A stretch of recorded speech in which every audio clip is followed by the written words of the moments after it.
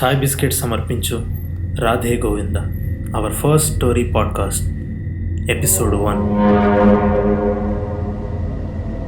మా రూమ్కి వెళ్ళాలంటే ఒక శ్మశానాన్ని, ఆ తర్వాత శివుడి గుడిని, చివరిగా పెద్ద ఆట స్థలాన్ని దాటి వెళ్ళాలి. మా రూమ్ తర్వాత ఇంకో 2-3 ఇల్లులు, ఆ తర్వాత బ్రిటిష్ వారి కాలంలో కట్టిన మానసిక రోగుల మిషన్ ఆసుపత్రి మెయిన్ గేట్ ఉంటుంది. దాన్ని దాటి మేము ఎప్పుడూ వెళ్ళింది లేదు.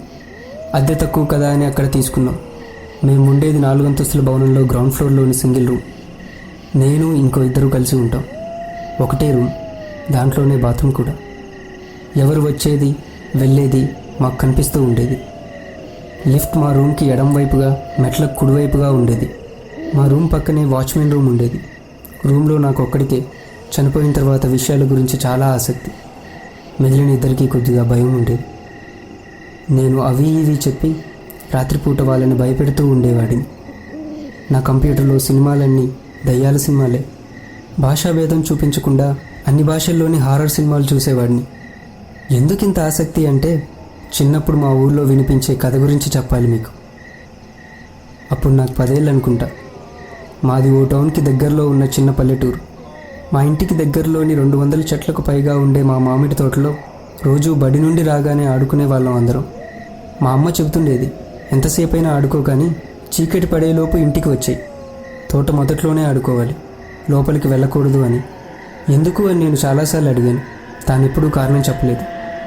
మా ఊళ్ళో మాత్రం ఓ పుకారు ఉండేది. రాత్రి చీకటి పడిన తర్వాత మా మామిడి తోటలో ఎవరో తిరుగుతుంటారు, అందుకని అటువైపు ఎవరూ వెళ్ళకండి అని చెప్తుండేవారు. మా తాత ఎప్పుడూ ఆ తోటలోనే ఉండేవాడు. ఆయన బతుకున్నంతకాలం ఆ తోటకు కాపలాగా, చెట్లను చంటిబిడ్డల్లా చూసుకునేవాడు. మంచి మంచి పండ్లు చెట్ల దగ్గర ఎండిన వరిగడ్డిలో మాగేసి మా అమ్మకు ప్రత్యేకంగా తినిపించేవాడట. అమ్మంటే తాతకు ప్రాణం. ఆయన ఈ మధ్యనే కాలం చేశారు. 80 ఏళ్ళు పైన ఆనందంగా బతికిన మనిషి. మామిడి తోటంటే ఆయనకు కుటుంబం కిందే లెక్క. మాతో కన్నా తోటలోనే ఎక్కువ గడిపిన మనిషి.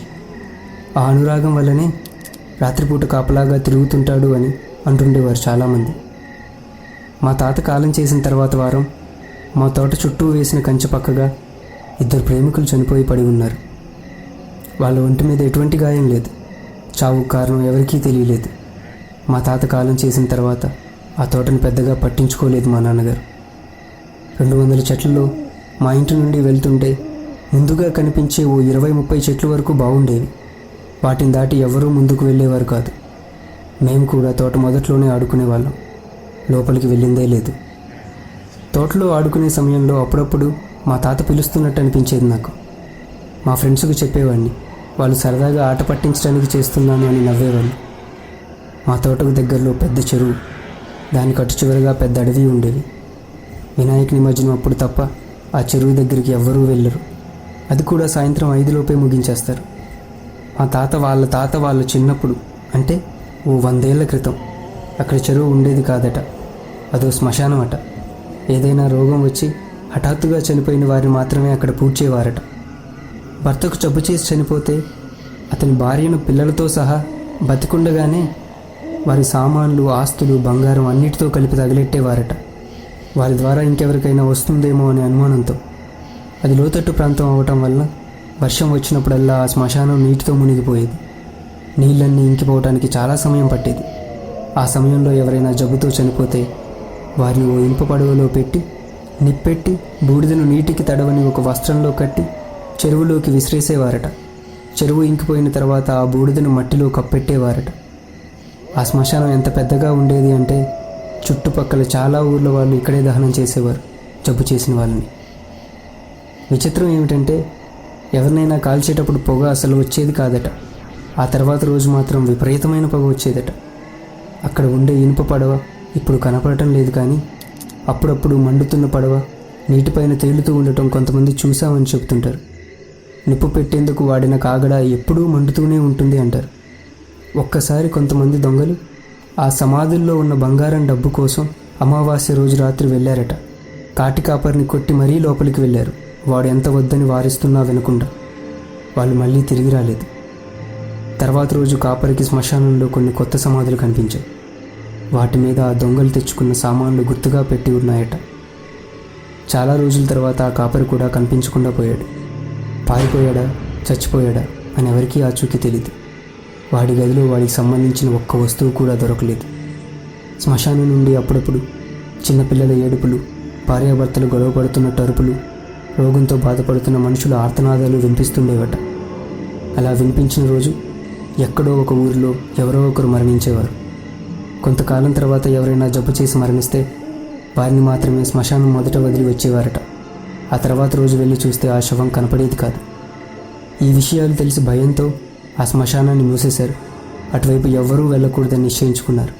ఆ చెరువులో నీళ్లు చాలా తేటగా ఉండేవి. కింద ఉన్న సమాధులు కనిపించేలా. పున్నమి రోజు చంద్రుడి ప్రతిబింబం స్పష్టంగా కనిపించేది. ఎంతలా అంటే భూమిపైకు చంద్రుడు దిగాడా అని భ్రమించేలా. కొన్నేళ్లు నిర్విరామంగా నెలకు 15 రోజులు వర్షం పడడం వల్ల ఆ శ్మశానం పూర్తిగా నీటిలో సమాధి అయిపోయిందట. మా తాతకు ఆ దగ్గరలో స్థలం ఉండటంతో అక్కడ మామిడి తోట పెంచడం మొదలెట్టాడు. నీళ్లు లేకపోయినా, ఎరువులు వేయకపోయినా మా తోట కొన్నేళ్లలో బాగా ఎదిగింది. శ్మశానానికి పర్లాంగు దూరంలో ఉండేది మా తోట వెనుక కంచె. తోట మొదలు నుండి చివరికి నడవటానికి దాదాపు 15 నిమిషాలు పట్టేది. చుట్టూ మామిడి చెట్లు వరుసగా ఉండేవి.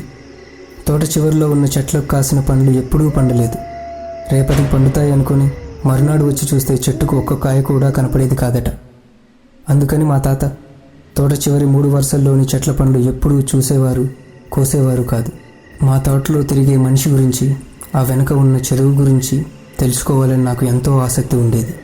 కానీ మా అమ్మ అటువైపు వెళ్ళొద్దని నాతో ప్రమాణం చేయించడం వల్ల నా మదిలో ఆ చెరువు హిస్టరీ ఓ మిస్టరీలా మెదులుతూనే ఉంది.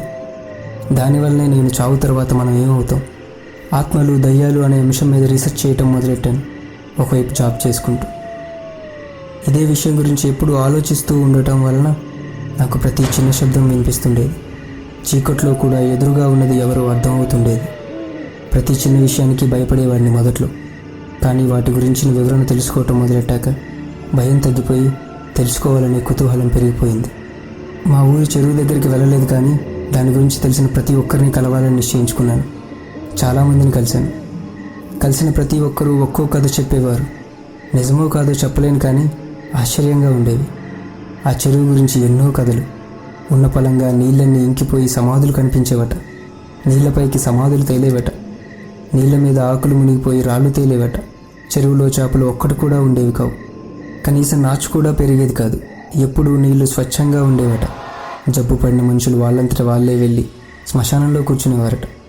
వాళ్ళని సమాధి చేస్తుంటే ఆనందంగా నవ్వుతుండేవారట. కొంతమంది తిడుతూ, ఇంకొంతమంది శపిస్తూ, మరికొందరు ఏడుస్తూ సమాధి అయ్యేవారట.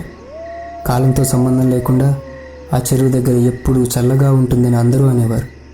ఆ చెరువు గురించి చెప్పిన విషయాల్లో అన్నింటికంటే ఆసక్తి రేపింది, ఇప్పటికీ నన్ను వెంటాడుతున్నది, రాధా గోవింద్ అనే 2 ప్రేమికుల గురించి చెప్పిన విషయాలు. అప్పటి వరకు చెప్పిన కథలన్నీ కట్టుకథలని కొట్టిపారేసిన నేను రాధా గోవింద్ గురించి చెప్పిన విషయాలు అంత సులువుగా తీసేయలేకపోయాను.